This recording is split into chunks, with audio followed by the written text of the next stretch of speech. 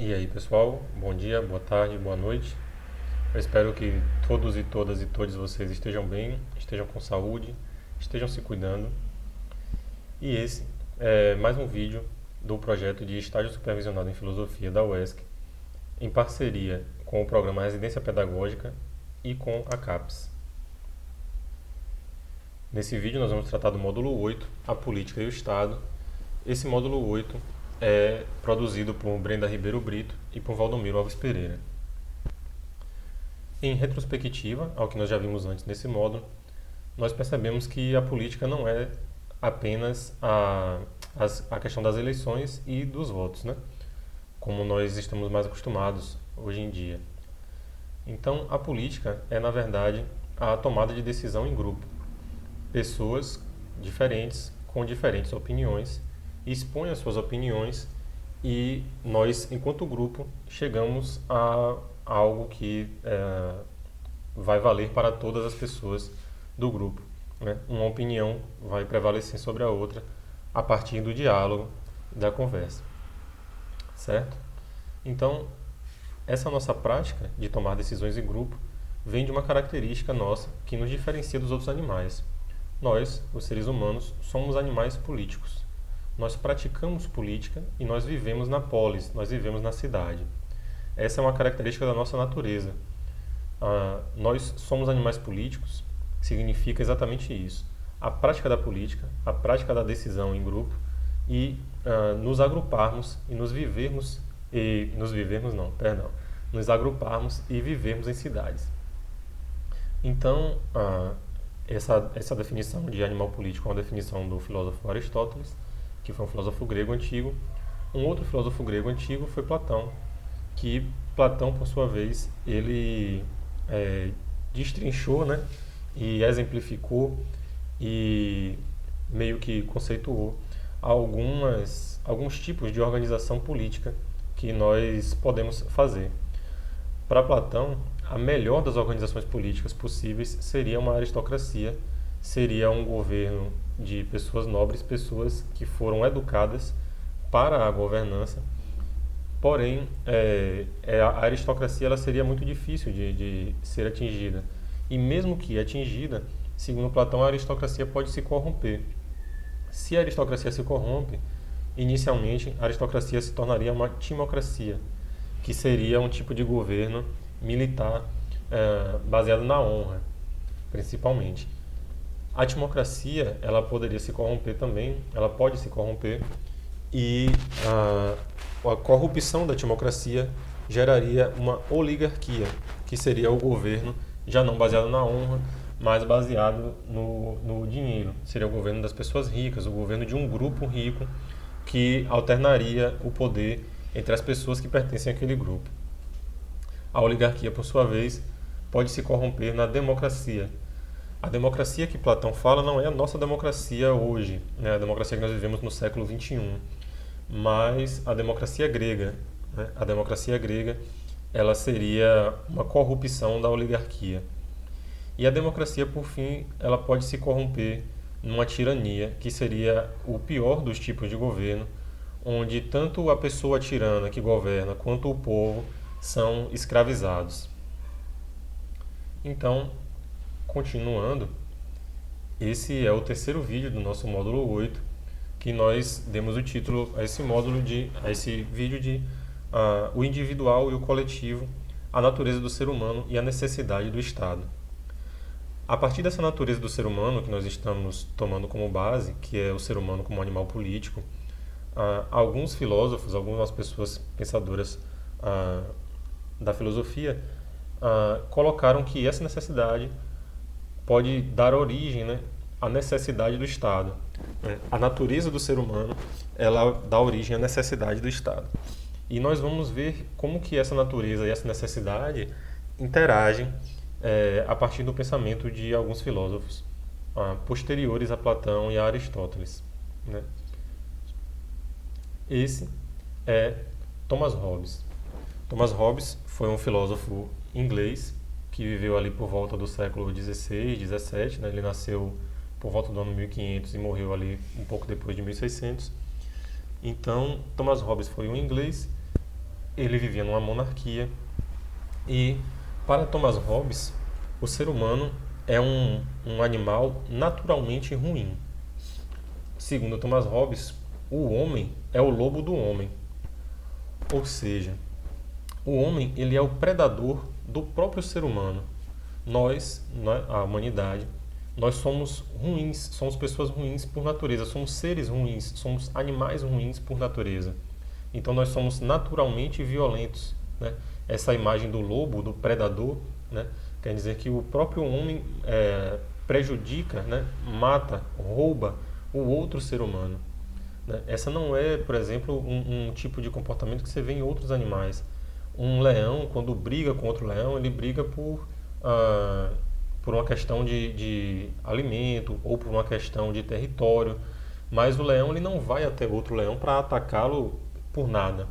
O ser humano, por alguma briga ou por algum motivo, mesmo que o ser humano tenha seu território garantido, sua alimentação garantida, seu trabalho garantido, seu recurso garantido, o ser humano é capaz de matar, é capaz de roubar. Então, Thomas Hobbes, ele acredita que esse comportamento humano é um comportamento natural, é um comportamento que nós já nascemos com ele, é um comportamento que nos faz humanos, na verdade, né? Então, se nós somos naturalmente maus, naturalmente ruins, nós somos naturalmente predadores do próprio ser humano, né, de nós mesmos. Thomas Hobbes acredita que essa violência natural do ser humano precisa ser controlada para que nós possamos viver nas cidades, na polis, em grupo. Então, Thomas Hobbes ele escreve um livro chamado O Leviatã, onde ele mostra que o Leviatã, essa figura, né, mitológica do Leviatã, essa fera marinha que vem para punir o ser humano, né, essa fera marinha, enquanto o Estado, ela é mais poderosa do que o ser humano, mais forte e mais violenta. Então, a violência do Estado, essa força e essa violência do Estado regulam a força e a violência do próprio ser humano. O ser humano, ele passa, ao invés de o próprio ser humano violentar, né, e ser agressivo com outro ser humano, o ser humano pega essa sua natureza violenta e eleva ela ao Estado, de maneira que a violência superior do Estado possa controlar a violência natural do ser humano. Então, a partir do momento então que nós temos o Estado, e esse Estado é violento, é forte, né, é poderoso, nós deixaríamos, por exemplo, de agredir as pessoas próximas a gente, porque o Estado agora iria nos controlar. Então, se eu agrido ou afeto alguém de alguma maneira negativa, o Estado vai me punir, mas também o Estado é responsável por me assegurar da violência das outras pessoas. Tanto eu não violento outras pessoas, quanto outras pessoas não me violentam, porque o Estado, com sua violência maior, vai garantir que isso não aconteça. Essa é a pegada de Thomas Hobbes. Mas também, se nós pensarmos que Thomas Hobbes foi uma pessoa que viveu na monarquia, ele estava defendendo a necessidade do Estado e a necessidade da manutenção do Estado. Sem o Estado, nós retornaríamos a um estado de natureza, né, onde a nossa violência iria nos destruir. Então, Thomas Hobbes ele defende o Estado.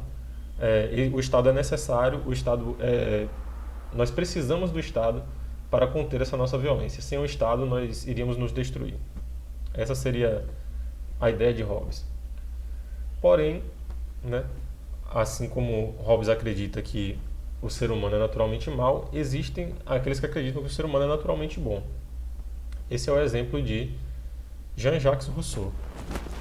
Jean-Jacques Rousseau, ele nasceu ali por volta dos anos 1700, né, no século XVIII, e ele foi um dos responsáveis por pensar a Revolução Francesa, né? Jean-Jacques Rousseau era um iluminista, vivia, né, inicialmente a França estava numa monarquia, mas Rousseau pensava uma outra situação de Estado, né, de política para o ser humano. Então, Rousseau ele diz, ao contrário de Hobbes, que o homem é naturalmente bom. O homem é bom, porém a sociedade o corrompe. Ou seja, o ser humano nasce bom, o ser humano nasce com uma natureza benéfica, com uma natureza que busca ajudar o próximo, com uma natureza que busca o bem próprio, o bem coletivo. Porém, a maneira como a sociedade está organizada corrompe essa natureza do ser humano. Esse início do ser humano de ser bom seria meio que modificado, seria meio que levado para o lado da maldade pela sociedade, pela maneira como nós nos organizamos socialmente. Então, se nós lembrarmos que Rousseau foi um dos pensadores da Revolução Francesa, a Revolução Francesa ela coloca a seguinte situação: a França vivia numa monarquia, né? A França era comandada pelo clero e pela realeza, porém a burguesia faz uma revolução, toma o poder e muda o quê? Muda a maneira como a sociedade se organiza. Então, quando nós pensamos, segundo Rousseau, que o homem é bom, a sociedade o corrompe, Rousseau ele está propondo uma mudança da sociedade. A mudança da natureza, né, desse ser humano que é naturalmente bom, não.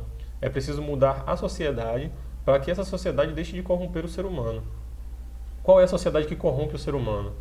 Essa sociedade monárquica. Qual é a sociedade que não vai corromper o ser humano? Seria essa sociedade nova, essa sociedade que vem depois da Revolução Francesa, que é essa sociedade do capitalismo burguês.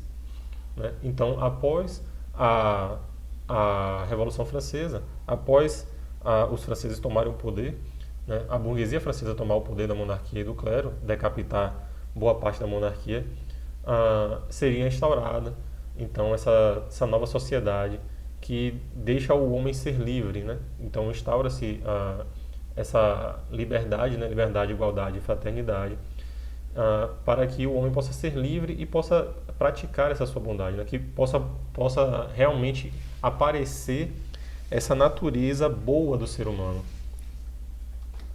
Então, nós temos aí esse contraste, né? Um contraste entre um ser humano que pode ser naturalmente mau ou um ser humano que pode ser naturalmente bom. Mas, se nós analisarmos um pouco mais, nós não somos necessariamente bons ou maus o tempo todo, né? Nós poderíamos pensar também que nós somos uma combinação desses dois, né? Nós poderíamos pensar também que nós somos uma combinação desse bem e desse mal. Não necessariamente uma natureza má e o ser humano é sempre mau, ou uma natureza boa e o ser humano é sempre bom. Mas, isso não segundo Hobbes ou segundo Rousseau, né? Mas nós já pensamos hoje, na contemporaneidade, que não é só o caminho da luz ou o caminho da escuridão que faz a pessoa, né? Exatamente, quem pegou a referência aí pegou. Então, como indicação de material de apoio, nós indicamos o livro de Isaac Asimov, que também virou filme, o Eu, Robô. No Eu, Robô, a sociedade humana, nós estamos num futuro distante da sociedade humana, onde existem muitos robôs domésticos, né? Os robôs domésticos estão bem espalhados pelo mundo. É comum ter um robô doméstico em casa, um robô que lava prato, que varre a casa, que lava roupa, que faz as tarefas domésticas. Então, esses robôs domésticos, uma das funções desses robôs domésticos é a função de proteger a vida humana, de proteger, no caso, de evitar que os seres humanos se machuquem, de evitar até que os seres humanos morram. Porém, acontece um problema na inteligência artificial desses robôs, e o robô percebe que, segundo a inteligência artificial dele, né, o que seria um erro nessa programação, que, assim como o Hobbes acredita, o ser humano é a causa dos próprios ferimentos do ser humano. Então, o ser humano pega na panela quente, o ser humano se corta com a faca, o ser humano se corta com o caco de vidro que caiu no chão, que ele mesmo derrubou, né? Nós mesmos derrubamos o copo no chão, o copo quebra e nós mesmos nos cortamos pegando esse copo. O ser humano bebe e dirige e por isso provoca acidentes de trânsito, entre outras coisas. O ser humano ataca outros seres humanos. E devido a uma falha na inteligência artificial desses robôs, os robôs percebem que, assim como o Hobbes defende, o ser humano é a causa dos males do próprio ser humano. E devido a isso, os robôs tomam uma decisão: trancafiar os humanos em casa, as pessoas em casa, para que as pessoas não se machuquem e para evitar, né, esses machucados e essas mortes provocadas pelo próprio ser humano. Porém, no caso do que acontece no filme, né, o filme com o Will Smith, isso é um erro. O ser humano deve ter liberdade. Então, mesmo que seja para se machucar, né? E aí vai acontecer o desenrolar do filme e do livro acontecem nesse viés aí. Uma indicação, o filme vocês podem encontrar aí na internet, não sei se tem no Netflix, não sei se tem aí nessas plataformas de vídeo aí da Amazon, no Globoplay e tal, mas vocês também podem encontrar o livro em algum lugar aí, tanto na internet quanto em sebos, em livrarias. É um bom material de apoio para vocês poderem pensar sobre essa natureza humana e essa nossa necessidade de organização, né? Se nós somos naturalmente bons ou naturalmente maus, ou uma combinação dos dois, como existem pessoas também que acreditam nessa situação, né? E aí, voltando para o nosso problema do pé de laranja, lá do nosso primeiro vídeo, né? Se a gente tinha acesso a esse pé de laranja e agora nós não temos mais, como fazer, né? Então, existem pessoas que vão dizer, por exemplo, que sempre vai haver alguém que tenta cercar o pé de laranja.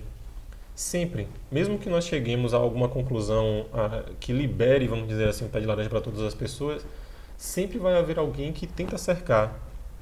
Porque tanto pela natureza do ser humano, o ser humano pode ser naturalmente ruim e tentar naturalmente dominar as coisas, ou pela nossa organização social, pela nossa organização de sociedade, nós sempre tentaríamos cercar o pé de laranja. E também pode ser que não, que nós, na verdade, cercamos o pé de laranja por um erro, né? Se nós somos naturalmente bons, nós poderíamos também levar isso para o nosso sistema de propriedade e não cercar o pé de laranja, né? Então, podemos pensar o problema da cerca do pé de laranja do recurso, né, qualquer que seja, que há um tempo atrás pertencia a todos, hoje alguém chega para cercar e nós, enquanto grupo, temos que tomar uma decisão acerca disso. Mas nós também vamos continuar com essa discussão um pouco mais para frente, tanto sobre essa natureza humana, quanto sobre essa nossa necessidade de organização em grupo, quanto sobre essa tomada de decisão, né? Essa natureza humana boa ou ruim e essa necessidade do Estado. Então, galera, valeu, muito obrigado por terem assistido o vídeo, espero que tenha ajudado e até a próxima.